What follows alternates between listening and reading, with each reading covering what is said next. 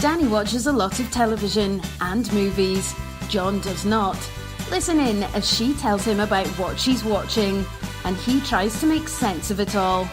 Welcome to Watching My Stories with Danny and John.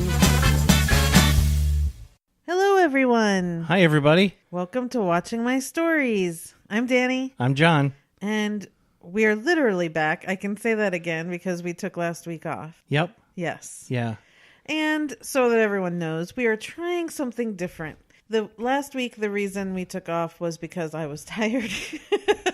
Yeah, she had enough. I had enough of editing. I spend a lot of hours on the weekends editing this because we say a lot of so's, you know's, coughing fits. and I was just like, I'm so tired of it. Yeah, she spends about 3 hours every Sunday morning editing a podcast. Yeah. And that's just... And I'd had a long week at work, and I just said, you know what? Let's take a week off. Yeah, it's just not worth the salary that we're getting.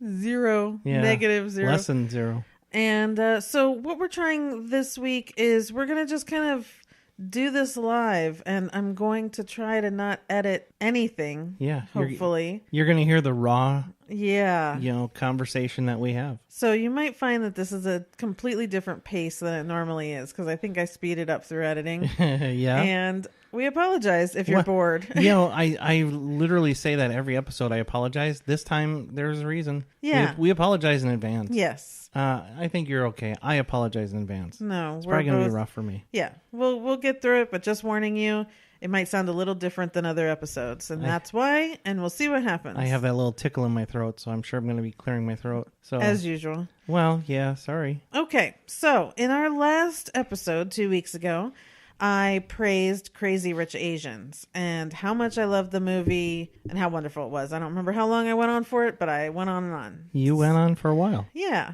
So last weekend, I convinced John to go see it, which wasn't really a hard push. Yeah, it wasn't much convincing. Yeah. So I just thought, let's touch on that again and let John get his point of view out so that everyone will know maybe if guys out there are saying, oh, I don't want to go see that. Here you go. Here's a dude's point of view. Here's a dude's point of view. Yeah, so it turns out Danny was spot on. Everything she said. I actually loved it too. Can I just, what we shouldn't say, I'm going to go ahead and say anyways, because when we got in the car, I said, so? And his first comment was, that movie was made for me. And I thought, don't go around telling people that, because this movie was actually made for a whole actual people. Yeah, but, full disclosure, I don't believe I'm crazy. I'm not rich, and I'm not Asian. So it wasn't made for me, but what I meant by that was I don't like movies with a lot of tension, right? A lot of sustained tension. I can handle short episodes and that sort of thing. But which is strange, because you praised Mission Impossible, and that's nothing but that stress. But that was different. So action is different than action drama. Tension is different than drama tension, because drama tension is real. It's realistic, right? It's based on a setting that you could find yourself in.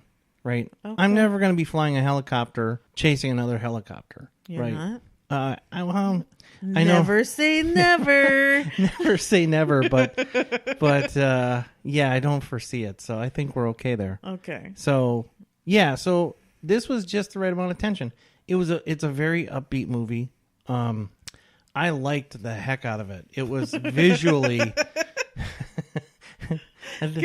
Should they put that quote on the movie poster? Well, I'd be thrilled if they did, especially if they attributed it to me. I liked the heck out of it. Yeah, I like John. Yeah, John said he liked the heck out of it.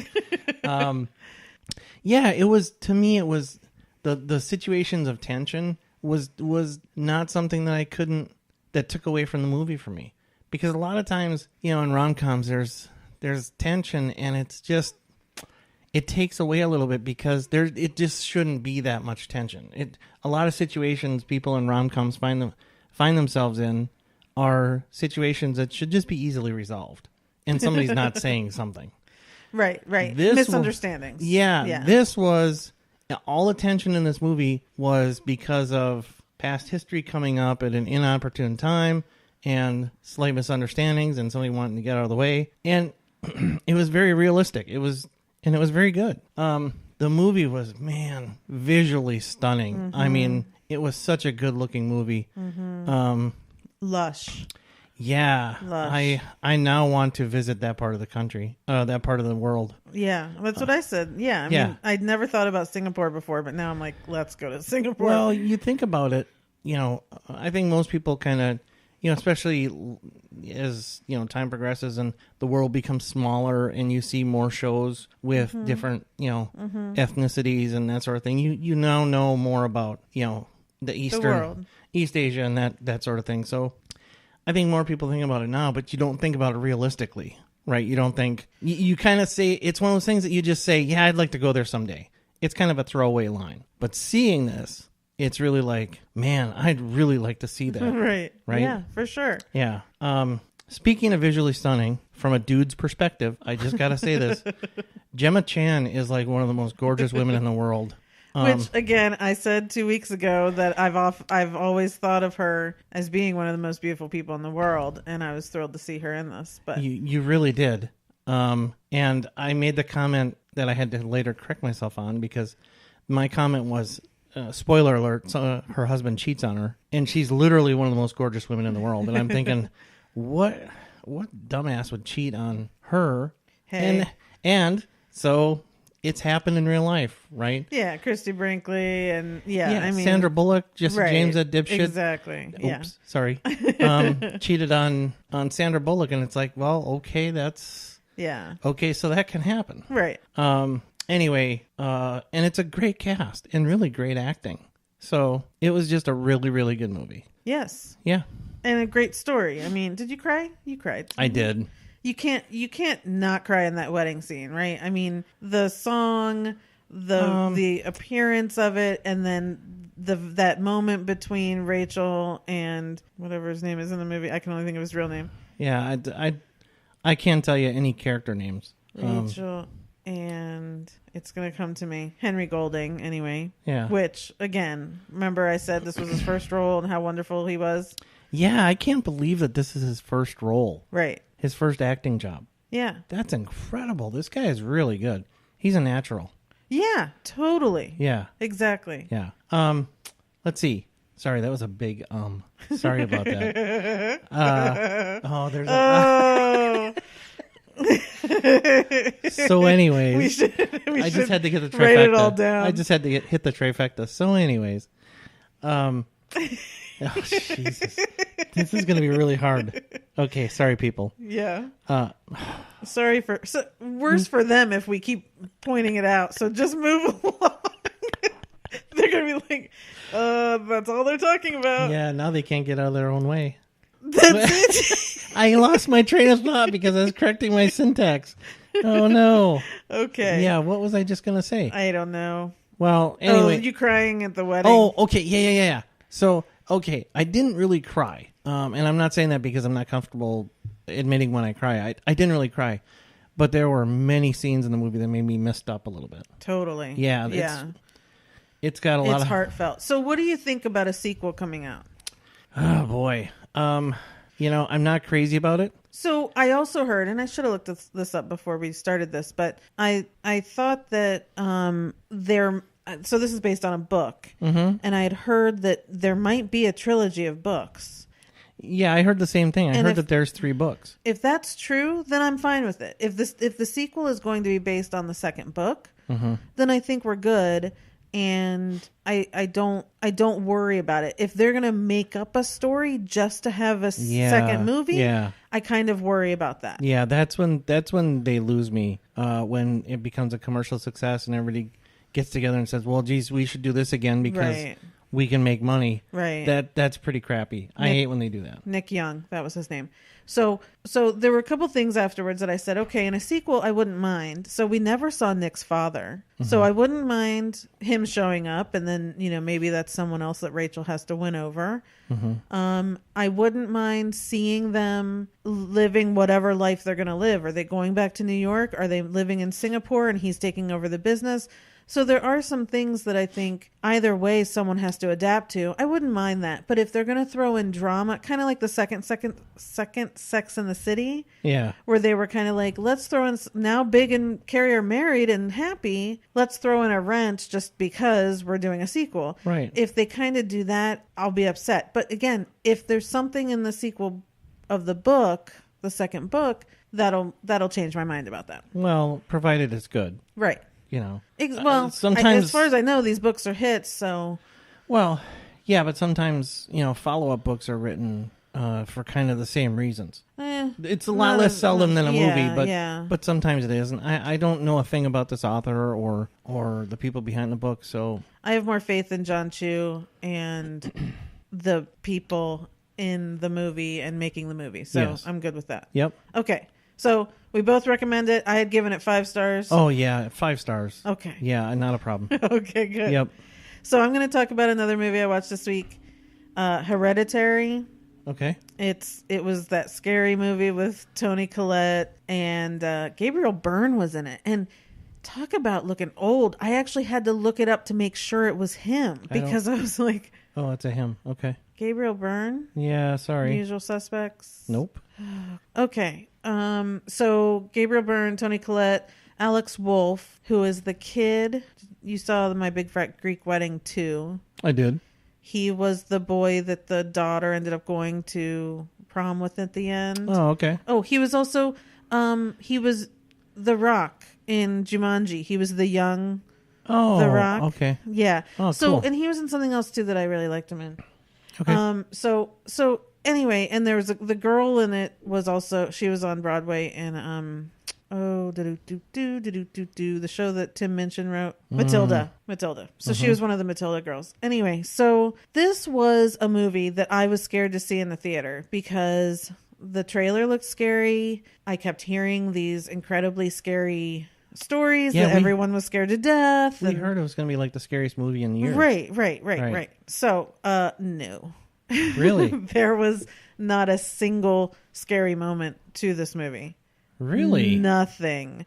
Oh, and come on. Really? No, really. Huh. So it was 2 hours long, which again, unless you're a good, and I can't even, my favorite scary movies are the Scream movies, but, Poltergeist and all those, but unless you're a good movie by itself, just movie, you shouldn't be 2 hours long. Yeah. Let alone these stupid scary movies that try to be.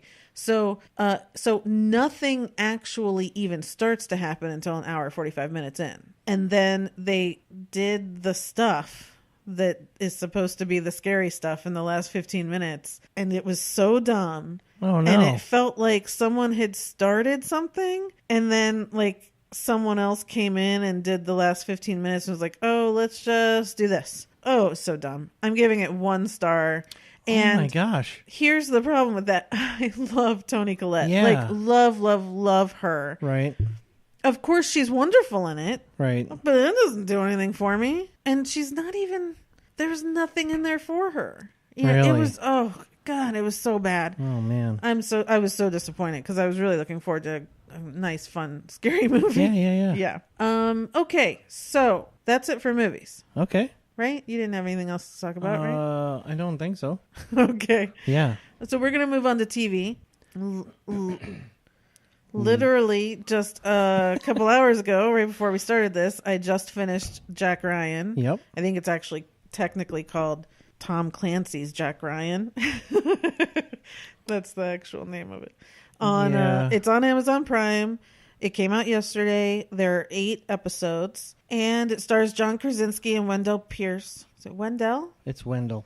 It's Wendell Pierce? I'm pretty certain it's Wendell. Why do I say Wendell Pierce? I don't know. It's hard to say. But whoever wants to tell us the truth, tell us the truth. Wendell, if you're listening. Wendell, if you're listening. Well played. Thank you. So Carlton Cuse is one of the creators of the show, and of course because of my love for Lost. And here's the thing. I haven't seen any other Jack Ryan movies except the last Chris Pine one, which was fine. I didn't even see that one. It felt like... Did I? It was fine. What was it about? What was he doing? He was Jack Ryan. And it was kind of the same premise where he started out as the analyst and then he went on his first assignment. It sounds familiar, but yeah, it was not memorable. Like I really, it was fine. Yeah, it was fine at the moment when you're watching it. You're like, okay, this is fine. Yeah, but then no big deal. See, none of them are going to measure up to Hunt for Red October. Yeah, never seen it. Yeah, I know, and I keep trying to get you to see it. I know. You. Anyway, so this one has John Krasinski, so I'm going to watch whatever I can with him. Just because 13 Hours happens to be on every single week, and I keep watching. One night I watched it twice in a row. Yeah. Well, so I was resistant to watch that. That's right. And I actually ended up watching most of it. Yeah. Probably. Because I was there watching it and you were doing something. And it's a fantastic movie. It's awful. Right. I feel bad saying it's fantastic. It's an awful situation. It's a fantastically done movie. Yes. It's awful that sort of thing happens in real life. Right. And I'm sure this is sensationalized, but you know that enough of this stuff happens to real people that it's just... But that's a true story. It's what happened that night. I understand it's a true story, but they don't put... Yeah. Okay. They embellish some even on true stories. Of course. Right? They take artistic license. And I'm sure they did that here, but I'm sure the real events were still pretty bad. Yes. Anyway, great movie. We're seeing... Love John Krasinski. Back to Jack Ryan. Sure. So there's 8 episodes. Honestly, it probably takes until the 4th episode before you're hooked and have to keep going one after the other. So Jack Ryan is an analyst at the CIA. They talk a little bit about his background. He was in the Marines. He went to Wall Street and then he came to do this. He's a financial wizard and he's tracking financial stuff in Yemen, I think is what it is. And so he kind of stumbles upon what is the next bin Laden. And that's what then the rest of the series is about, finding and tracking this guy before he pulls this major attack. So they spend a lot of time. I think I knew the terrorist name was Musa bin Suleiman. I knew more about him than I still do Jack Ryan. They spend those first few episodes are really spent with him and learning about his life, his family, and his background and what's driving him to do this. You can't do anything else when you're watching this because about 80% of every episode is in subtitles, so you have to really pay attention to it. But man, those last 4 episodes are just bam, bam, bam, bam. I mean, on the edge of my seat of my pants. I was on the seat of my pants. You're watching it wrong. Says who? Well, anyway. Yeah, so I was on the edge of my seat. I was yelling at the TV. Yes, I can vouch for that. I was just I was going nuts. I was cheering. I was a bunch of other stuff. So, at first it feels a little bit like Homeland because we're kind of dealing with, the same terrorist thing and all that stuff. But it really, it's really so different. I was missing a female presence a little bit. They did have what's her name from Fringe, Bonnie Brown, I forget. She was kind of at the head of the table whenever they were talking about the situation and that sort of thing. So I don't know if she was the head of CIA or if she was Secretary of State or what. I don't know. They never really said. But she was kind of the only person that was ever involved in any of these discussions or operations or anything. Otherwise, it was all men. So that was a little kind of bummeristic, but that's okay. What? Bummeristic. Bummeristic? Yes. Is that this week's word? That's this week's word. Okay. I worked on it special. Okay. Yes. All right. So anyway, it was really enjoyable. Totally worth it. There's a second season coming out next year. Looking forward to it. He's going to be in Moscow next season, it looks like. So it's going to be good. Okay. So that's Jack Ryan on Amazon Prime. Then I wanted to touch on Sharp Objects because that finale was just on Sunday. If you must. So I talked about it before. This was an 8-part series that was based on a book by Gillian Flynn, and it starred Patricia Clarkson, Amy Adams, and the breakout of it is Eliza Scanlon, who was the sister. Is that Emma? Yeah. Yeah, okay. So I just want to say this was one of the best TV events ever. Really? It was the best storyline. These 3 women were just some of the best female characters ever, even though they're psychotic or crazy or flawed to a horrible level. But it was just so well done. It was so well done. And then the ending, if you haven't read the book, hang on for the ending. Watch through the credits because everything's explained during and after the credits. And it's just a great twist and turn and everything all the way through. So excited about it. Okay. I've actually watched the finale 3 times since because it was just so well done. I just loved it. I know that after the first time you watched it, you were muttering to yourself for quite a while. So I fully expected you to turn around and watch it again if you could. Yeah. And it was, I went online. I did a bunch of, on Twitter, and there's kind of these different things about the people who read the book versus the people who didn't, and them kind of being like, we knew it. And them also kind of saying, hey, they didn't explain this. They didn't explain that. So then they went and they were like giving passages from the books that kind of explained a little bit more. So that was great. Okay. Why do you need everything explained to you? I mean, I know a lot of people do that.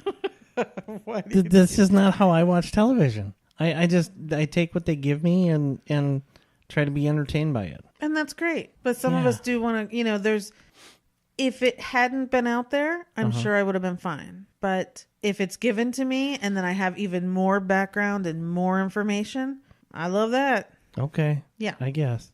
So I just want to say it's on HBO. I'm sure it's on HBO On Demand and HBO Go and all that stuff. Definitely worth checking out. Only 8 episodes. And we will see all of them come Golden Globe time. Oh, okay. Because I don't think they made it for the Emmys. So Golden Globe, they'll be around the next year probably for the Emmys. So are they going to try to do a follow-up or a season 2? Or? I don't think so. I've read that Amy Adams has no desire to return to this character. And Jean-Marc Vallée, who directed all 8 episodes, he directed all of Big Little Lies season 1. And when they said, we're going to do a second season, he said, no, I don't want to. I want to do this story. I think he's that kind of person where he doesn't want to do another season for no reason. Yeah. Good for him. I think that's fantastic when they just let it stop. They let it end. Right. That's for sure. Good. Yes. Especially artistically. Yeah. I mean, I loved Big Little Lies. I'm looking forward to the second season, but there's no way it can be as good as the first one. There's just no way.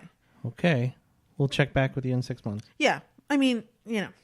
Okay. The other show that ended, which is my favorite of all that everyone knows, is Queen Sugar. Oh, yeah. So I just want to say the 3rd season ended. It got picked up for the 4th.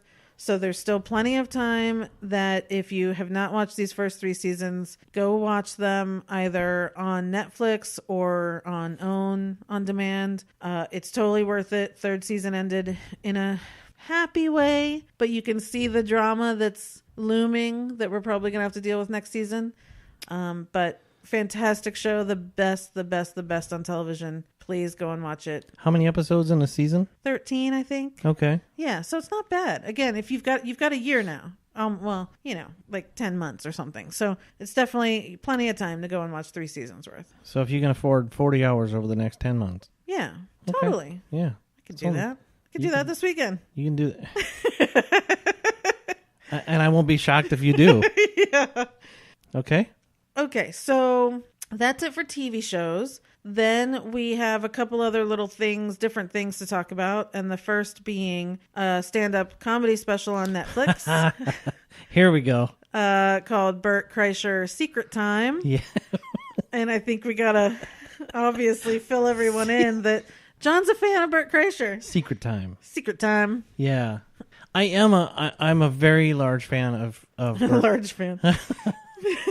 I guess I can go ahead and say I'm a big fan of Bert Kreischer, although I have to be honest, for about a 10-minute stretch of this special, I was a little bit uncomfortable. I was kind of uncomfortable through a lot of it. Oh, okay. This is the first time I've been uncomfortable. I mean, really uncomfortable watching a comic in a long time. So we'll get to that. Yeah. So I think keep coughing. Sorry about all of this coughing, everyone. That's me clearing my throat. I'm sorry. I've got a little tickle in my throat. But I normally edit it out, so now people need to. I just want to point out. Sorry, he's coughing. Anyway, you're such a wife right there. I'm such a wife. God, I thought you were going to say something else. Oh yeah, oh my goodness, freaking wife, you. Stop being such a wife. Oh my goodness. Okay, sorry. Okay, so the stand-up special that turned you on to him. Well, no, we go back even further, right? It was Bert the Conqueror. Yeah, so he had a show on Travel Channel. Yeah. Where he went around and went to fairs or festivals or went to these areas that had these certain attractions or rides and did all this stuff that people would be nervous about. He, the world's largest roller coaster or there was this, there are all kinds of backwoods things across the country that not a lot of people know about, but they're local and regional. Or even just the stuff in Vegas that's on the top of the stratosphere. Like he just kind of did. That's true. That adventurous type. Yeah. Whatever. Yeah. It was fun. Yeah. It was a good show. It was a good show. And man, you loved him. I did. Well, I loved him mostly because he was very real about it.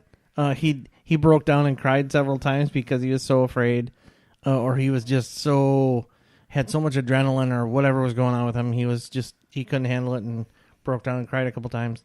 He's just very real. He's very bubbly. He's a very gregarious personality. Yes. Right. But he's also he shows vulnerability that's very relatable, especially in these situations where I myself would never put myself in. But if I actually did it, him on the screen is exactly how I would be. I get it. Yeah. I'd be swearing up a storm and bawling at the same time. Right. So then there was another stand-up special. I think it's still on Netflix, right? That's The Machine. The Machine. Yeah, so that one is the one I think where John just lost it. Sometimes that's a great stand-up. Actually, I remember liking that one. It was on HBO or Cinemax. Yeah, one of them for a while, and every time it was on, I would catch it. Yeah, just because, that just it's so real. It's just so funny. He's just so funny through the whole thing. And I think that one was okay. His explanation of how he joined the Russian mafia is just. It's priceless. It's just comedy gold. Yeah, come on. There are other specials I would definitely watch before his, but that's okay as long as you like it. So in Secret Time, he basically goes back in and out of kind of telling secrets about him, his family, his wife, his daughters, his wife and kids. And most of it's, I would say, yeah. Well, I would say for me, I mean, look. First off, I think Bert is like more of an old school type dude guy thing, from Florida. He's from Tallahassee or something like that. He's from Tampa. And a total bro dude. And I think, too, I think the fact that he's married and has 2 daughters cracks me up because I think he kind of overdoes it when he's outside of the house because he has to be around so many women inside the house. I mean, I follow him on Instagram and, he's great to his daughters and his wife and all that. He has a lot of fun with them. But I think that's a little bit of where the comedy overload kind of comes from. Yeah. He definitely appeals more to a white dude than anything else, for sure. Okay. And look at the audience in his specials. I mean, that's, Well, so, yes. And we'll get to that. Yeah. So when he's talking about his family, I laugh. He gets into a few other things in this special that, I was kind of like, and look, I'm all for there's not a lot of lines that can't be crossed by comedians. I'm not that kind of person. Like, it's kind of like, if it's in the vein of comedy, like, go for it type thing. There just were a couple things that I just didn't even really find funny in this one. Like the whole last story, really. I was kind of like, that's which story? Weird. I don't even remember what it was about. I just remember the last 10 minutes. I wasn't really into it. That must have been his story about when he attended a camp and Ralph Sampson was gave a talk. I think so. Yeah. Well, so anyway, so I'm just putting that out there. That's like my 2 cents. Since you're the fan, you go for it. Well, I mean, we've pretty much talked about everything. I will say that story. So a little bit of a spoiler here. He's relating a story for when he attended a kind of a city camp, and Ralph Sampson, who's a famous ex-NBA player, 7'4" from the University of Virginia, came and gave a talk. And he had gotten in trouble with 2 black guys. It was 2 black guys and him. And that was what? Do you have to retell the joke? I'm not retelling the joke. I said several times something made me uncomfortable. Here's what made me uncomfortable. Okay. He felt the need to do impressions while he's telling the story. Yeah, I forgot about that. That is what made me uncomfortable because it was very stereotypical. Yeah, it just and mean. Yeah. I mean, I don't think anything's coming from a mean place with him. No, it's not. But, that's the thing. You know, yeah. But it just I get it. That 10 or 15 minutes turned me off because I didn't think that was necessary. Right. No. This special I think is pretty funny. Especially the part, where he talks about his kids, his girls. Yeah. I think you should start with The Machine. I think anybody who's interested in Bert Kreischer, and I think you should be because he's very funny, start with The Machine because that whole thing is fantastic. Yeah. I'd agree with that. I enjoyed that one. So I would back that up. Yeah. If you haven't seen anything of his, do that. I would also say follow him on You would, but you're not. I was so close. I'd also say nothing. I would also say, if you're on Instagram, follow him on Instagram because he's on there constantly. He's very active. He does Insta stories all day long about his stand-up, about his family. He trains for marathons. He just did a triathlon. But he does drink every day and, all that too. So he's, it's if you get to know him maybe a little bit more personally, then, Yeah, it's that part to me is the weirdest thing. He's a beer drinking, triathlete, pot smoking guy who's trained and done triathlons. And that's to me just kind of like, the two shouldn't coexist, but he makes it work. It almost kills him. Yeah. Both of those things almost kill him routinely, but he makes it all work. Right. He does just real quick. He does also have a YouTube series. Yes. It's basically a cooking show, I think. Something's burning? Yeah, something's burning with Bert Kreischer or something like that. Yeah. And he has podcasts too. Yeah, that's true. Yeah. So it's called the Bert Cast, I think, or something. Yeah, so, he's all over the place. But he always has other comedians on these shows, and he's entertaining. But start with The Machine and Secret Time, going slowly. Pace yourself. Yeah. Yeah. Okay. So thank you. That was good. So I'm also going to talk about another comedy special that's on Netflix called Nanette.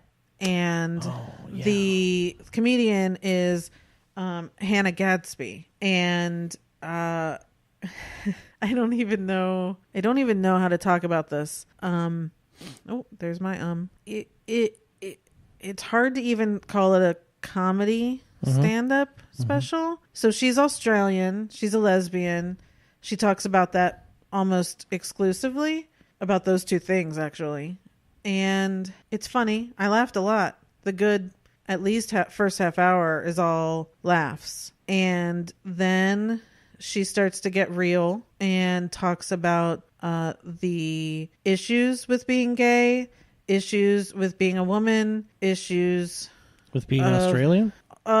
Where she came from in Australia, yes. Yeah. I would imagine being a lesbian in Australia is a hard gig. Well, and she's from, what's the island there? New Zealand? No. Is it Queensland that's the island? No, I don't think. You know what? I don't know. Well, wherever that island is that she's from, it was actually illegal to be gay until like 1995 or 6, something that she says.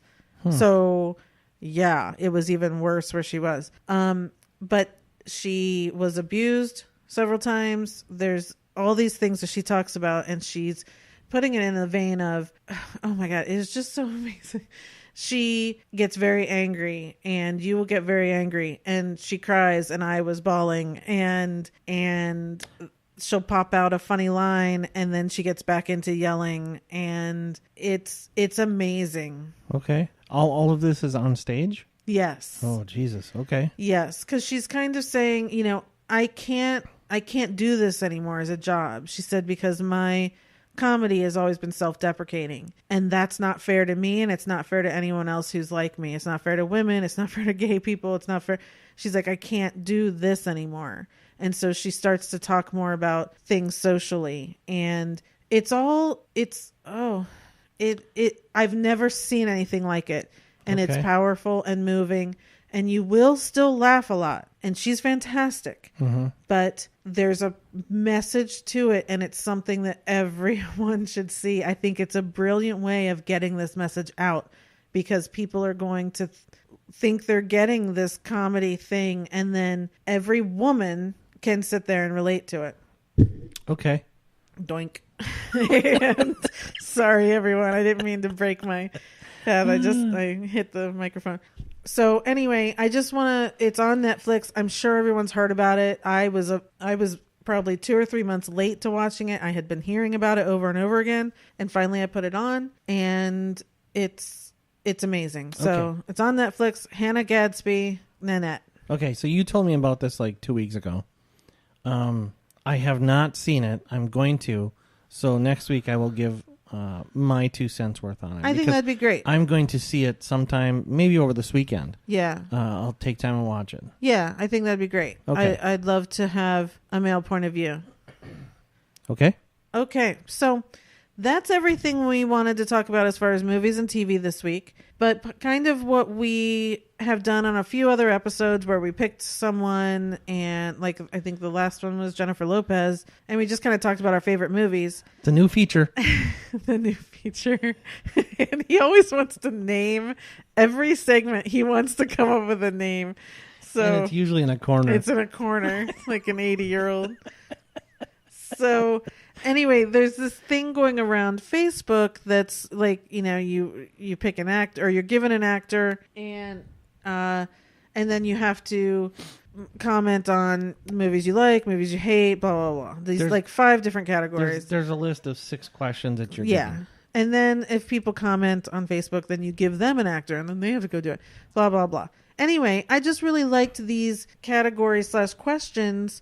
And I thought, here's a good way for us to just kind of keep it truncated a little bit, even though this one is not going to happen very much. We do experience run-on, so we'll try. And so keeping in the theme, going through everything that we watched, we decided to choose Amy Adams from Sharp Objects. And we will try and get through this. By we mean Danny picked Amy Adams. Well, I was given a choice. Yeah, I said Toni Collette or Amy Adams, and he's like, "Well, I've seen more of Amy Adams." I mean, yes. What other person would you have chosen? Well, I don't know. It could have been Gemma Chan. You've seen one thing. That's all that it takes. Okay. Anyway. Okay, so we're talking Amy Adams here. The first one is a movie I love. Mm-hmm. Go for it. So I couldn't decide between 2 of them. Okay. All right. So I have The Muppets. Yeah. Or Julie and Julia. Okay. Those are my 2. Okay. And the movie you like? That's the second category. Oh, okay. A movie I like. Enchanted. Oh. Yeah. Okay. Yeah. Okay, so the reason I put those 2 together is because I can't really differentiate between something I love or like of hers, and I also couldn't choose one. It turned out when I was going through these, I was like, oh my God. So these 4 that I'm going to put into this category, literally I stop and watch no matter when it's on, and it could be multiple times in one day. It's been multiple times in one day for several of these. I know for a fact. Yes. So first is Miss Pettigrew Lives for a Day. It's her and Frances McDormand, and it is one of my all-time favorite movies. I love it. Okay. Yeah, not on that often, so I can't watch it as much as I would like. Yeah, but whenever I do. Predictably, I haven't seen that one. Then Julie and Julia, which I have watched maybe 3 times in one day. I think you saw it 3 times in one day. Yeah. It's not necessarily for her. And it's not really for Meryl Streep. I just love that freaking movie. I don't know why. It's a good movie. Yeah. It's just done. It's just entertaining. Yeah. Doubt, which again, I will watch that anytime I can. This is going to be interesting. You know I love that. You know I sit there and watch it all the time. I do. Love it. Again, her and Meryl Streep. Yeah. But it's mostly for Philip Seymour Hoffman in that one. Uh-huh. And then the wedding date. Yeah, okay. Have to watch that. And that, again, not her really, but she's in it, so it counts. Sure. Okay, so then the next category is a movie or TV series it's just a movie you secretly love. No. Oh, TV series? No. What? What's the third one? I thought that was the third one. Movie I hate. I never got a shot at that. I have them switched. Okay, movie I hate. Doubt. You've never seen the whole thing. I've seen enough of it to hate it. No. Yes. No, you haven't. Yes, I have. And there's no reason for you to hate that movie. Well, I hate that movie, so it's just out of principle. I like everybody involved. Out of what principle? Now we're going to get really into a place that I don't want to get into. No, it's I don't have... So, what was that movie with the really good cast, the Boston Globe movie where they explored this? Yes. What was that movie? Yes. Okay. That was enough. Spotlight, thank you. That was enough on this. That was right on the edge for me of being... so there are things, and it's just... This is just me, okay? I can't help it. There are just things and topics in this world that I don't necessarily need to see a movie about. I know they happen, and they're publicized, and I know all about it because of stories I read. I read the news, I see the news and that sort of thing. I don't need to see a movie on it, right? This is one of those... No, I don't understand that. I know you don't, because you're a purist, right? The subject doesn't matter. It's just, is it well done? Does it have good acting and directing? I'm very topical. I see... I look at a movie, and do I want to see that or not? And because it's really well acted and directed, and it's important, isn't enough for me. I have to want to see it because I want to be I want to be entertained. Okay, so what's the problem with Doubt? It's depressing. It's all about the Catholic Church. I grew up in the Catholic Church. I don't need to see a movie about that. I'm sorry, that doesn't compute to you. I know where you are on this movie, and I thought this might be a tough thing to talk about because we're on total opposite ends of the spectrum. It's never said whether or not the priest abused the boy in Doubt. And if you had seen the movie, you would know that. It doesn't matter. This one case doesn't matter. It's fictional. It was a play. It won the It won the Tony for best play. There are hundreds of cases in this world where priests did abuse little boys. That's what Spotlight's about. I understand that. Right. So that's my point. I don't need to see a movie about that. Whether he did or didn't is inconsequential to how I feel about the movie. Okay. First off, I don't think you should get to vote on something when you haven't seen the whole movie. I think that should be vetoed. Okay. Fine. You know what? I don't even care. I've made my point. If the court doesn't want to recognize everyone it, that's else fine. should go see Doubt. It's one of the best movies, and it is a masterclass. Amy Adams, Meryl Streep, and Philip Seymour Hoffman. Fantastic. Okay. Movie I hate. Yep. Arrival. Blech. Yeah, I saw that coming. You didn't see the movie. I didn't see the movie, but I listened to you talk about it after you saw the movie. Yeah. That's what I saw coming. Is your answer to this question was going to be Arrival. Yeah. If you want to see a good movie that looks like Arrival, go see that Natalie Portman. Mm-hmm. Yeah. I know which one you're talking about, but I can't think of it. That was a good movie. Okay. That's what I thought Arrival was going to be. Uh-huh. Yeah, wasn't. No good. Whoops. Okay, next. So the movie or TV series I secretly love is The Wedding Date. Why does it have to be a secret? Because I'm a fella. Jeffrey. You daft prick. Well, mine is The Muppets. Okay. Me party. Yeah. Party just for one. It's a me party. Yeah, and that's the one with Walter in it. Yes. And Walter has become... Man or a Muppet. Yes, and Walter has become a verb around here. Yes. We Walter. Yes. Next. Movie I'm embarrassed I haven't seen. Yes. American Hustle. You didn't see American Hustle? Nope, and I'm very embarrassed about it. Please don't pitch me grief. You're not watching it with me, because I actually have that written down next to the movie I hate, and then I remembered Arrival. Yeah. So I know you saw it, and I know you didn't care for it, but it was like a big thing to see that movie. It was, yeah. There was a big movie back a couple years ago when it came out. Did she win that year? No idea. Well, Jennifer Lawrence did. So, yeah, not my thing. Yeah. Mine that I'm embarrassed I haven't seen is Nocturnal Animals. Okay. I don't even know about that movie. Her and Jake Gyllenhaal, and I know it's good. It was what's his face that directed it? Tom Ford. Okay. Right? Yeah. And Tom Ford. It was supposed to be great, but it's like really deep and dark, and I've just never... I even taped it at one point from the movie channels, and it's just one of those I've never been in the mood to watch. Right. But I want to, but I just haven't. And that's also for the next one of which movie am I adding to my watch list. It's Nocturnal Animals. That's the only one that I feel like I still want to see of hers. Okay. How about you? Catch Me If You Can. You haven't seen Catch Me? I haven't seen Catch Me If I Can. Okay, first off, she has a very small part in it. But secondly, that's Spielberg. I know. And Leo. And Hanks. I know. Don't make me feel any worse than I already feel. Wow. That could be that actually could have been the movie I'm embarrassed to I haven't seen. That should be more than that's interesting. All right, so how did that happen? So I'm gonna, you know what? Because the court objects so much, I'm gonna switch my answers. The movie I'm embarrassed I haven't seen is Catch Me If You Can, and then the one that's gonna go on my list is American Hustle. No better. Well, no, because I'm not gonna watch American Hustle with you, but I will watch Catch Me If You Can. Well, all right, then I'm gonna leave it. Okay. So we can watch it. Okay. Yeah. Are you gonna change the movie you hate? No.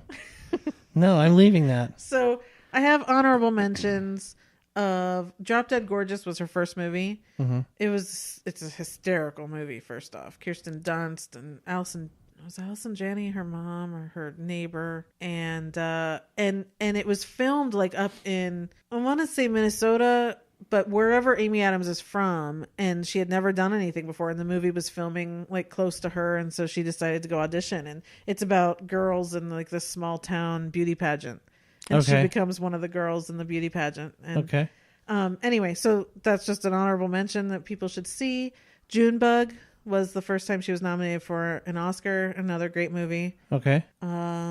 Big Eyes I've heard of it. A true story. And she was really good in that. Leap Year. I love that movie. Rom-com. She goes to Ireland to propose to her boyfriend on Leap Day. Oh, that's that one. She ends up in the car with the guy. Matthew Good from Downton Abbey. He ends up marrying Mary. Oh, yeah. Yep. I've seen parts of that. Yeah. That looked cute. You would like it. Yeah. Yeah, you would like it. No drama. And let's see. Enchanted, of course. Yeah. Talladega Nights. Yeah. Yeah, and then of course, she's in all the Supermans, and she's she Lois Lane. She's Lois Lane. Yeah, I don't like that casting. Never did. Yeah, it's weird. Yeah, so that's our Amy Adams story then. So okay, she's definitely in a lot more. Once we decided on her and I started looking, I was like, holy moly, there's a lot more there than I thought. Yeah, one of my things about her has always been, she's whenever you think somebody mentions who's a very upbeat, bubbly actress, it's Amy Adams, right? Yeah. She's always so happy and sunny and bright. She's always the ingenue. And it bothers me. Yeah, totally. But that's what I love about Sharp Objects, is that she like American Hustle, I think, was the first time people were like, oh, she broke out of that mold. Yeah. This one, Sharp Objects, is there is no mold. She completely came out of it. Right. But Doubt, ingenue. Enchanted, she's the princess ingenue. It's one after the other. She's just like this thing, and it's like, no. I mean, the only time I love that is in Miss Pettigrew Lives for a Day. Okay. She's just this bubbly actress, and it totally fits, and she's fantastic in it. I love it. Okay, good. Yeah. Yay. That's it. Okay. Think we did it. That's it for this segment, or that's it overall? That's it all overall. All overall. All overall. Okay, fantastic. Yeah, so thanks, you guys. I'm glad we are back after 2 weeks. Hopefully that won't happen too often. It almost didn't happen again today because we did have some technical difficulties. So yeah, and I didn't make it to the movies this weekend, but definitely starting next week, there's a lot coming out. Yes. So, yep. And that's good because TV's slow for the next 3 weeks, so it's going to be crazy. Yep. So that's it. Again, check out our website, watchingmystories.com. Look us up on Facebook, Instagram, Twitter, and subscribe, rate. If you can, please put a comment wherever you're listening and subscribe to, because that really helps. Yeah, that would be very nice. Yeah, and I think that's everything. Sounds good. So we are here Labor Day weekend. Have a great long weekend, everyone. Stay safe. Until then, I'll be watching my stories. Thanks, everybody. Bye.